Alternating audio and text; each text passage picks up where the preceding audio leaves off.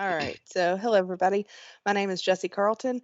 Um, all of your district support people are kind of combined into two presentations here. So, if you've asked questions, I know I've seen QCE questions and questions about the new growth factor system. Hold on with us. We're going to make sure we have enough time at the end of this session to get through all of those and any questions you have about this. So, virtual student attendance tracking. We are going to talk about, you kind of have two options this year. There's two paths. So I'm going to talk about the first one and then I'm going to hand it over to Josh. You have your standard virtual performance-based course setup that Josh will discuss here in a little while. But what I'm mainly going to talk about is your new option for all of your districts who were granted a waiver from the attendance regulation. We knew that there were going to be a lot of students this year who wanted to continue that remote learning.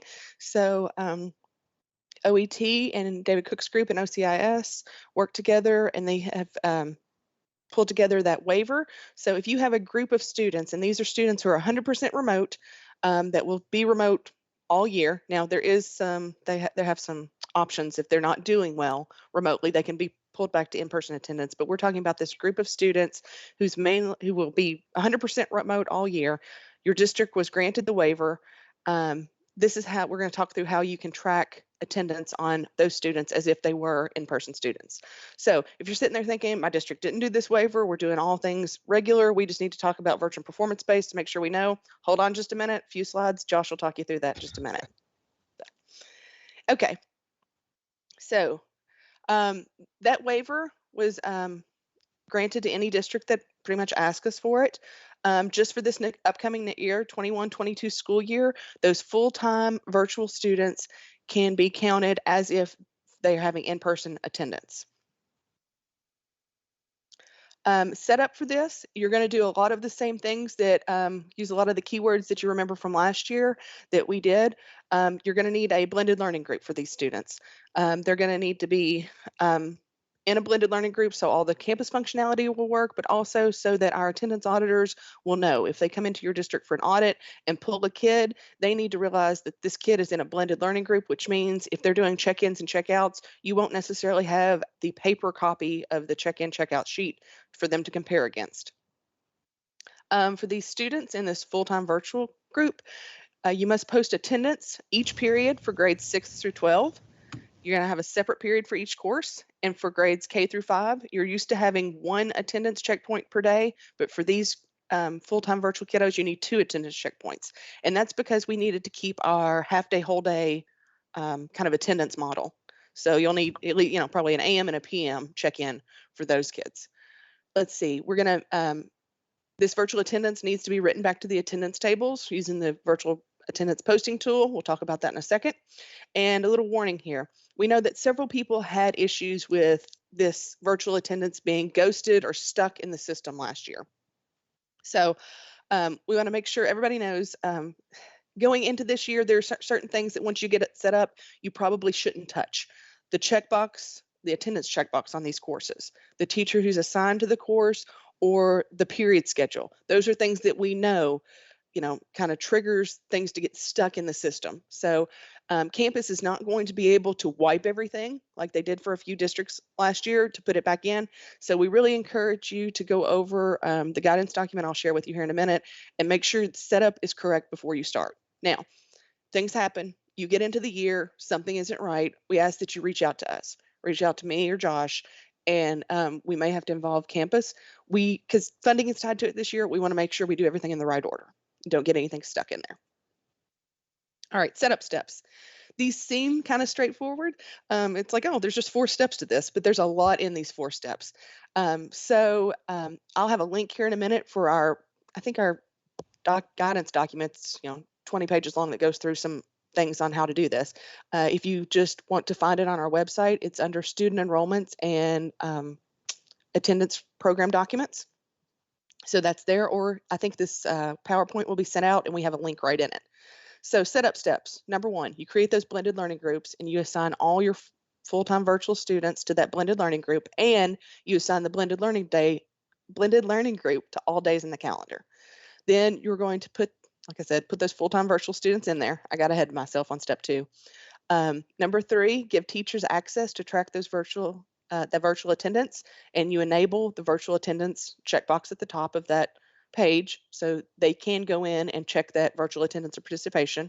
And then you need to make sure you turn on virtual attendance posting so that that data that those teachers are tracking in each of those periods, 6 through 12, and twice a day, K through 5, gets written back to the attendance tab because that's what will go into your SAR and everything to generate the funding.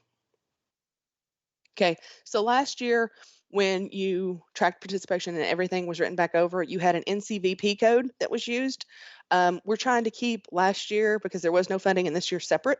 So you'll have a different code to use if you're doing the virtual attendance posting. We're working with campus to get that in right now and push down to all districts. It will be NVA, no virtual attendance. And so after the teachers mark whether virtual attendance has been taken, the code that will write back over for negative attendance or that somebody didn't show up for the class will be this NVA code. Still working on getting it pushed out there. Pretty sure it'll be there before the start of the year. Just know that it's coming. Hey, Jesse, I want to interrupt real fast on that. Yeah. We just to remind districts, do not create this code. We are Ooh, pushing good that call. down to everyone just so that when we push it down, you'll have the correct information. So we ask that you do not create this code, that we will push it down to you all. Good call. Because if you create it, then there's issues when campus puts it down, and sometimes it makes two. We don't want that. So Yep. Thank you, Josh. Very good. You're welcome. Hold on, and we'll get that code to you as soon as we can. Okay, so I think it's you now, Josh. Standard setup. All right. So this is what we call, or what I call, the traditional virtual performance base. So just some factual facts. Infinite Campus should reflect as closely as possible what's going to happen in your district and school. Students cannot be checked out of Infinite Campus during this time if it's a non-attendance class. Virtual performance-based attendance does not count on your growth factor to show any growth. So that's something that you need to really pay attention to when you're running your numbers. You're going to say, my numbers are really low. If you have a lot of students who are on virtual performance-based, that is going to drop your numbers. Seat time classes must contain at least 120 units, Carnegie units, and virtual performance-based classes can be set up to earn a Carnegie of time of attendance, even if the course is completed in less time. Again, districts are asking me all the time, what is virtual and performance-based? So these are some of the items that we'll cover: Gatton Academy and Craft, dual credit college classes, online classes, credit recovery, and classes where credit is given upon completion. Those are all virtual and performance-based courses. Your pros and cons for virtual performance-based: of course, your pros, you get 100% of the attendance if they pass the class at the end of the year. Does not require 120 hours, and then allow students to work at their own pace. And your cons, of course, if they fail the course, you get zero funding, and you cannot check in or check out for seat time attendance, and then of course no growth on your growth factor. To schedule a virtual performance-based course, you're going to set up your course your type will be virtual performance-based. The attendance checkbox will not be checked, and you must use the correct state course code. Once you have all that set up, you'll schedule your students. You'll place them into the period representing the Carnegie unit of time, and we ask that you do not use a start date or end date on any of these courses. Then once you have all that finished, you will move over to check your funding and make sure you have enough time of Carnegie units, and then enter your virtual performance-based grade. Here is where we will talk about setting up, make sure you have enough virtual performance-based Carnegie unit of time. So you're going to take the 415 minutes, and on your standard day. This district has 6 class periods. So you're going to take the 415 divided by 6, and that's going to give you 69.1. And so we're going to ask you to round that up to 70 minutes, so that gives you enough time and make sure you're covered to cover your Carnegie unit. Again, when you're setting up your performance-based courses, the type will either be virtual or performance, and then your attendance is going to be unchecked. To enter your virtual performance base when they pass the course or fail the course, you only have to put this in under the final grade, and it can be a pass fail, or if your district wants to enter the actual grade that they received in the course.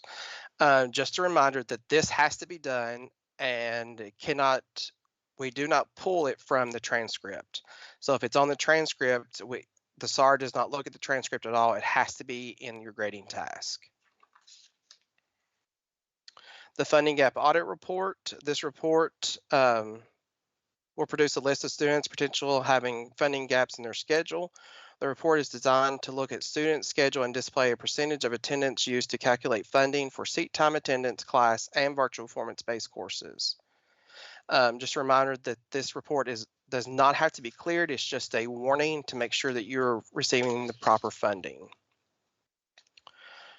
Real fast over what it looks like. If you can see the blue line, the seat time is 64%. Your virtual performance base is 13%. You add those two together and that give you equals to 77%. So I can tell you real fast right there that you're not receiving your full funding, and you'll need to go and look at your courses to see if everything is set up correctly, if they're have enough quantity in your time as well. The red line, 78% is seat time and 0% virtual performance base. The first thing that I'm going to have you do is look at a student schedule, then look at classes to make sure they're set up correctly, because again, you do not have enough time to cover your funding. The green line, you have 0% in seat time and 93% in virtual performance base. This student is good to go. The magic number that Infinite Campus has given us is 93% and above. And the reason you probably will not see 100% on this is because it does not include passing time and or lunchtime. Resources, here's our everything you need to know about virtual performance base, the traditional virtual performance base. It's on our data standards page, and we have PowerPoint and a guidance document out on that, and it will go from A to Z on anything you need to know about virtual performance base.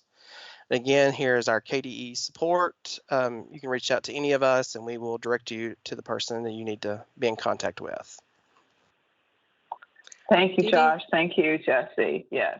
I was just going to say, I think we've given you about 10 minutes to deal with our two sessions of questions. I'm going to try to whiz through the questions, and we're going to we'll put the answers to the questions in the Q&A section on Go Soapbox, but we will probably pull that down at lunchtime to start the second session new, because it gets hard to manage just when it gets to be too much. So, but we will post those all on our website. So first question, will we need to complete a home hospital application for all positive students?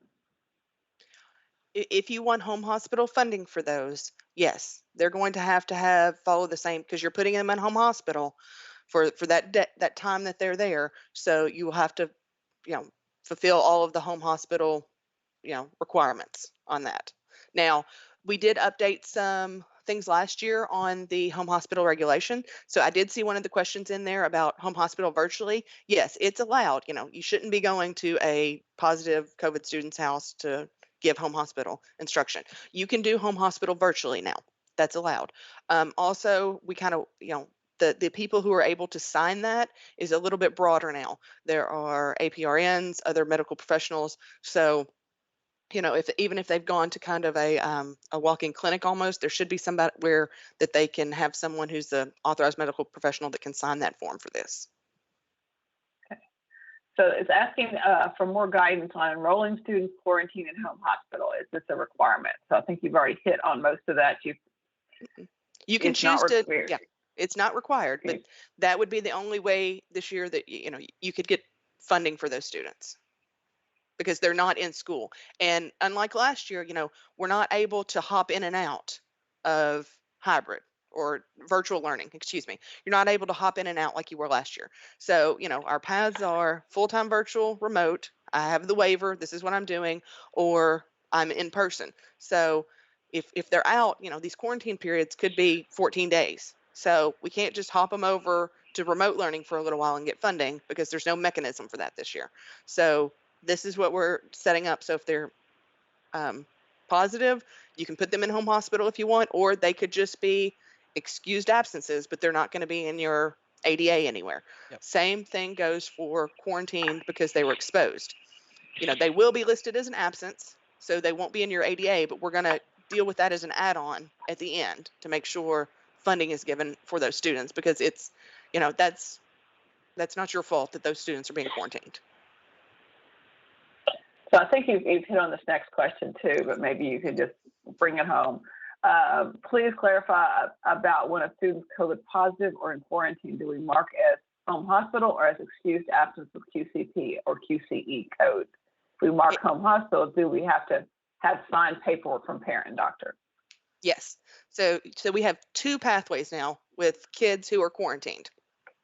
If you are quarantined and you were positive, you are positive for COVID-19, therefore you're going to be quarantined, you go into the QCP, quarantined COVID positive. Okay, those students will have a QCP attendance group. You will also then go behind them and do all of your home hospital stuff. Put them in the home. You can be in multiple attendance groups. So you'll put them in a home hospital attendance group too. Follow all the documentation about the attendance codes that go with that. Fill out the paperwork. Everything will be fine. If somebody comes and says the health department calls you, or somebody else calls you and says, little Josh, he went to a birthday party and he shouldn't, he's getting quarantined. He's not sick, but he's getting quarantined. Your option there is you need to put Josh in a QCE, quarantine COVID exposed attendance group, and he will have an absent excused code for the time that he's not in school. We will pull those days at the end, and that's where we're going to give you the money back for those days that, not the money back, but a set amount for the days that your quarantined exposed kids were not in school. Something else that I do want to add here, a lot of districts decided to put in QCE and QCP attendance codes. We are asking that you do not use those this year. And that's something that we're looking at on the back end of getting, because a lot of those were exempt that districts had created themselves. So we'll be reaching out to you all on that, and it's going to be district by district on that. Remember that you can't use it. Well, you can't use it. I know what Josh is saying here. If you created these QCE and QCP codes as exempt last year because there was no funding and you could create an exempt code last year, those QCE and QCP codes that you created with an exempt code, you can't use those. You're going to have to create a new one for this QCE that is absent, excused. Yes, sorry. Yeah, that's okay. So that's what he's trying to say. You can't use the existing exempt codes. Okay, so that helps if me. you created them. Does that help? There you go. That helps me. Okay, I think that answers that next question. Okay. For Brad, where do we request additional users access for the growth factor and so on? Probably the easiest way is just to send me that in the email. We are auto-loading the superintendent, the finance officer, and the DPPs.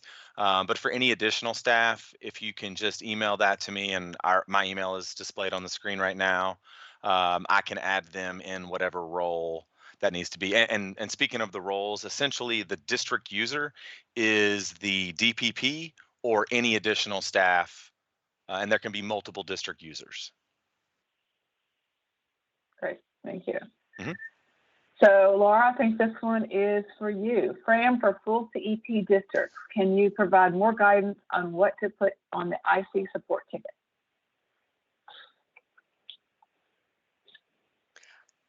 I'm going to jump in here on this one, Dee Dee. I saw a bunch of Fran questions kind of grouped together, and to kind of save time, they seem quite specific to what's going on in that district. I would probably suggest reaching out to Laura, because Laura, meets with districts and tries to, how to fix your form and where you're going to upload the form and what you do. You may want to just reach out to Laura to work with her to say, okay, what exactly are you trying to do? Because I would hate for Laura to say, here, put this on your IC ticket, when it not exactly be what they're trying to do. Because there's so many different things that can be going on in your CEP school with your HIFs and everything else. Okay, so we will skip those two, and move on. There is someone's encouraged the no pass, no drive. Make sure that folks are reviewing the attendance guidelines for virtual students in that guidance. So I'll give that a plug. If an elementary has to post twice per day, will we need to post an AM and PM homeroom course? That's what we have. And this is, remember, this is for those districts that have the waiver and are doing full-time virtual students. Yes, we're on our guidance document, we're suggesting an AM and a PM course because, then we can get that half day, whole day attendance and those 2 checkpoints on those full-time virtual students. Okay. A little bit concerned posted about costing. QCP is going to cost home hospital instruction to districts. Could that also be codes exempt and funded without using home hospital?